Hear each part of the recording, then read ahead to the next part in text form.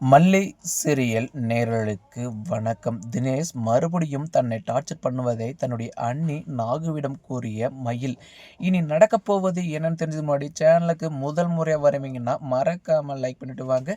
வீடியோக்குள்ளே போயிட்டு என்னதான் நடக்குதுன்னு பார்ப்போம்னு பார்த்தா, ஒரு பக்கம் நம்ம விஜய் டாக்டர் சொல்கிறதெல்லாம் கேட்டு சரியான கோபத்துக்கு ஆளாயிடுவாங்க. மறுபக்கம் மல்லி, பாத்தியா டாக்டர் சொல்வதே காதால் கேட்டியா, உன்னால் என் பொண்ணு எவ்வளோ பெரிய சிக்கலை மாட்டிட்டு இருக்கா பாத்தியா, இப்போ அவளுடைய லைஃபே ஸ்பாயிலாக போகிறதுக்கு காரணம் நீ மட்டும்தான் அப்படின்னு இப்போ விஜய் புரிஞ்சிக்காம மடத்தனமாக நம்ம மல்லியே கேள்வி கேட்பாங்க.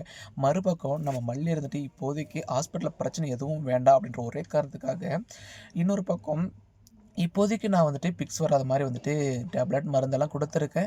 சரி, நீங்கள் வீட்டுக்கு கூட்டு போனாலும் அவளை ஸ்கூலுக்கு அனுப்பக்கூடாது, அவளை எதுக்குமே அனுப்பக்கூடாது, அவளை நீங்கள் கண்ணுக்குள்ளே வச்சு பார்த்துக்கணும் அப்படின்னு சொல்லியிருப்பாங்க இல்லையா.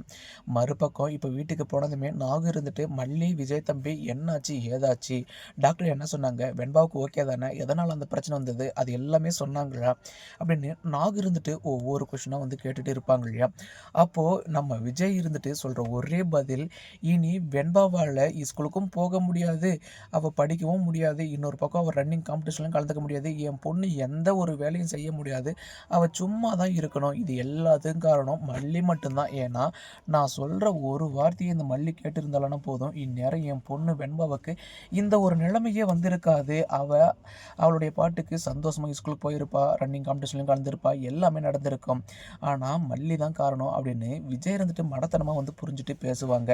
நம்ம மல்லி அப்படி என்ன தாங்க துரோகம் பண்ணாங்க, எதுவுமே பண்ண கிடையாது. ஏன்னா விஜய் எந்த அளவுக்கு வெண்பாவை நேசிக்கிறாங்களோ அதை விட ஒரு படி மேலே தான் நம்ம மல்லி வெண்பாவை நேசிக்கிறாங்க. அதனால தான் வெண்பாவுடைய ஆசை என்றைக்குமே நிறைய ஆசையாக போயிடக்கூடாது, அவளுக்கு ஆசைப்பட்டது எல்லாமே கிடைக்கணும், இப்போ கிடைக்கலனா வேறு எப்போ கிடைக்கும் அப்படின்ற ஒரே நோக்கத்துக்காக தான் அவர் ரன்னிங் காம்படிஷனில் கலந்துக்கணும், அதுக்கப்புறம் நேஷனல் லெவலில் போகணும் அப்படின்ற ஒரே காரணத்துக்காக தான் நம்ம மல்லி கூட்டிகிட்டு போனாங்க. ஆனால் ஏதோ ஒரு அசம்பாவிதம் நடந்ததுனால்தான் இவ்வளோ பெரிய பிரச்சனையாக நிற்கிது. மறுபக்கம் எரி நெருப்பு எண்ணெய் ஊற்றுறபடி இந்த ராஜேஸ்வரி சரியான நேரத்துக்கு தான் வந்தோம்.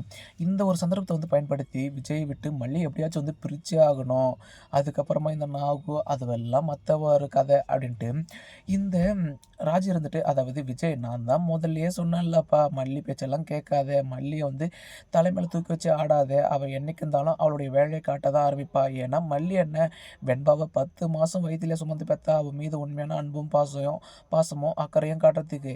அவள் வாடகை தாயாக வந்தவ தானே. அப்படி இருக்கும்போது இப்போ அவள் கர்ப்பமாக இருக்கா, அவளுடைய வயிற்றில் வளர்கிற குழந்தைக்கு தான் எல்லா உரிமையும் கிடைக்கணும், மறுபக்கம் வெண்பா உயிரோடவே இருக்கக்கூடாது அப்படின்ட்டு தான் ஆசைப்படுறா. அப்படி இப்படின்னு இல்லாது பொல்லாதமெல்லாம் இந்த ராஜேஸ்வரி சொல்லிட்டு இருப்பாங்க இல்லையா. அப்போது நம்ம மல்லிக்கு சுருன்னு கோவம் வந்தது மட்டும் இல்லாமல், ராஜி உனக்கெல்லாம் பேச தகுதியே இல்லடி, அதாவது எனக்கா குழந்தை மேலே பாசம் இல்லை அன்பு இல்லைன்னு சொல்கிறேன், அவள் என்ன ஆசைப்பட்டாலோ அதை நிறைவேற்றணும் ஒரு அம்மாவாக இருந்து, அதுக்காக தான் நான் முயற்சி பண்ண தவிர மற்ற எந்த ஒரு உள்நோக்கமும் கிடையாது அப்படின்னு சொல்லுவாங்க இல்லையா. யார் நீயா மல்லி, நீ என்னுடைய அதாவது தம்பி மகளை கொலை பண்ண தான் பார்ப்பேன் அப்படின்னு சொல்லும்போது, உனக்கெல்லாம் என்னடி தெரியும் குழந்தை பாசத்தை பற்றி, நீ என்ன குழந்தை பெற்றிருக்கியா இல்லை புருஷன் கூட வாழ்ந்திருக்கியா, உனக்கு என்ன கோவில் மாடு மாதிரி சுற்றிட்டு இருக்கணும், மற்றவங்க குடும்பத்தை கெடுக்கணும், இது மட்டும்தான் உன்னுடைய நோக்கமாக தவிர மற்றபடி மற்றவங்க சந்தோஷமாக இருக்கணும் தன்னால் அப்படின்னு ஒரு நாளும் நினச்சது கிடையாது, நீ எல்லாம் பேச தகுதியே இல்லை அப்படின்னு 2 பேரும் சரிக்கு சமமாக நின்று போட்டி போட்டுட்டு இருப்பாங்க இல்லையா. நம்ம விஜய் வேறு அதாவது ஒர்க் விஷயமா பிஸ்னஸ் விஷயமா இப்போது சிஸ்டமில் வேறு வேலை பார்த்துட்டு இருப்பாங்க இல்லையா. இன்னொரு பக்கம் நம்ம வெண்பாவுடைய லைஃப்பே ஸ்பாயிலாக போச்சு அப்படின்னு திங்க் பண்ணிகிட்டே வேலை பார்த்துட்டு இருப்பாங்க. இதில் வேறு இவங்க 2 பேர் சண்டையும் போயிட்டு இருக்கும்போது நம்ம விஜய்க்கு ப்ரெஷர் தலைக்கு ஏறும். மறுபக்கம் கொஞ்சம் நேரம் உங்கள் சண்டையை ஒதுக்கி வைக்கிறீங்களா, இல்லை ரோட்டில் போயிட்டு அடிச்சு சண்டை போடுங்க, அதெல்லாச்சும் 4 காசு கிடைக்கும் அப்படின்னு இப்போ நம்ம விஜய் ரொம்பவே கோவத்தில் பேச ஆரம்பிச்சிடுறாங்க. இதெல்லாம் ஒரு பக்கம் போயிட்டு இருக்கும்போது இன்னொரு பக்கம் என்னடானா, இந்த தினேஷை எப்படியோ ஜெயிலில் பிடிச்சி கொடுத்தோம், அவனுடைய டிஸ்டர்ப் இருக்காது அப்படின்னு நம்ம மயில் நினைக்கும் போது, நம்ம மயில் இப்போது தான் உண்டு தான் வேலை உண்டு அப்படின்னு படிச்சுட்டு இருக்காங்க. அந்த ஒரு சமயத்தில் இந்த தினேஷ் அமைதி இல்லாமல் ஏஐ மூலயமா ஃபோட்டோ கிரியேட் பண்ணி, அதாவது ஒன்றா இருக்கிற மாதிரி ரொமான்ஸ் பண்ணுற மாதிரி இந்த ஃபோட்டோவெல்லாம் ஒன்று விடாமல் அனுப்பிட்டிருப்போம் இல்லையா. ஏன்னா அதாவது மயில், நான் கேட்டபடி 20 லட்ச ரூபா பணத்தை கொடு, அப்படி இல்லைனா நான் ஆசைப்பட்டபடி நீ என் கூட ஒரு நாள் இருக்கணும் அப்படின்னு சொல்லுவாங்க இல்லையா.